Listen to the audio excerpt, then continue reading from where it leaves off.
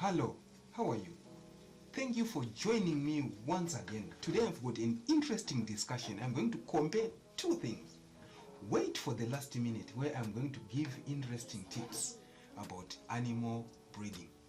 So I'm going to compare artificial insemination and natural service.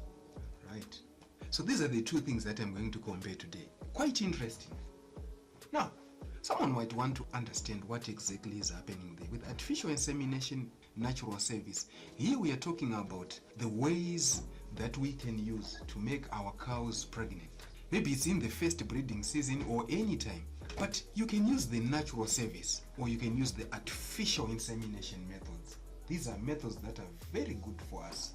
Of course, with the artificial insemination, it involves a little bit of skill or just looking for someone who can do, if you're not trained, someone who can do the artificial insemination for you. But with the natural service, it's quite easy, right? You can just have good bulls, proven bulls, isn't it? Proven bulls that you can actually use for natural service.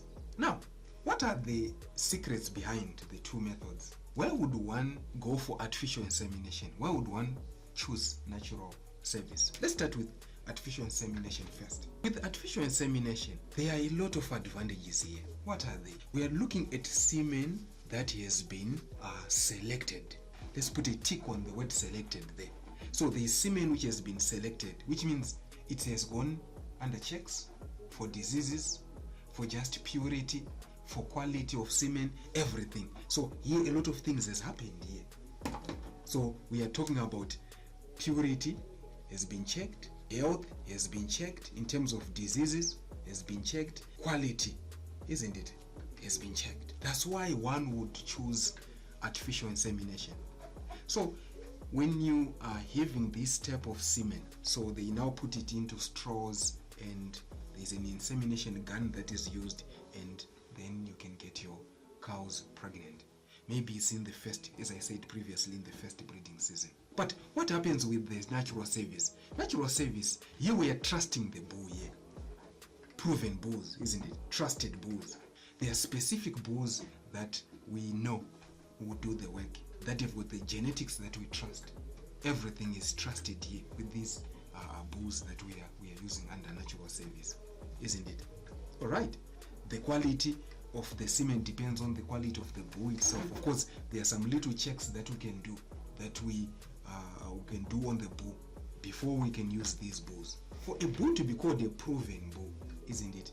Many things, let's just say breeding value have been looked at. They are known breeding value, this word breeding value, for specific traits. Maybe we know that this bull is going to give calves that can grow fast. It gives calves that can do well in terms of milk production, meat quality. Many things have been checked on these proven bulls or trusted bulls. Then we can use these bulls for breeding. All right. So that is natural service. Back to artificial insemination there. So a lot.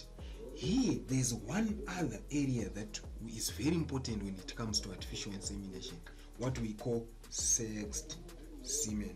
So when we are looking at sexed semen, we are simply saying this semen that is going to be used under artificial insemination, we have selected in a lab, of course in a laboratory there, in a lab, we have selected only for female. It's only result in females, it will only result in males. It's known that when you use this type of semen, it's going to give us males, it's going to give us females here, isn't it? It's known. So that type of semen, we call it sexed semen. So these are the advantages that comes with artificial insemination. So sexed semen, very important there.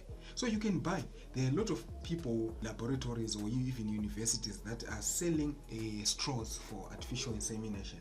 Of course, this method, it might be a little bit pricey, all right? So for a straw, here in Zim, it might go for $20 or more. You also need maybe to pay the person who's going to do artificial insemination for you. All right.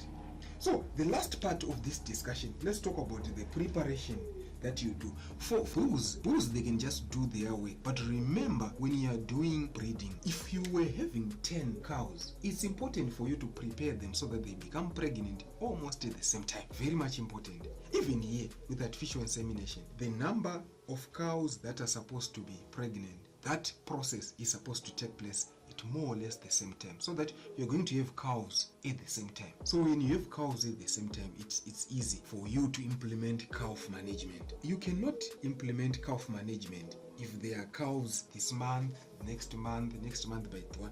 But if their cows are almost maybe a gap of 2 weeks or a gap of a month, then you've got 10 cows, isn't it? 10 cows in a gap of a month, 10 cows. That will be manageable. So we are saying, if you are preparing for this breeding season, it might be the first breeding season, or it might be any other, maybe second or third breeding season. You are supposed to prepare your cows so that it takes place at the same time, isn't it?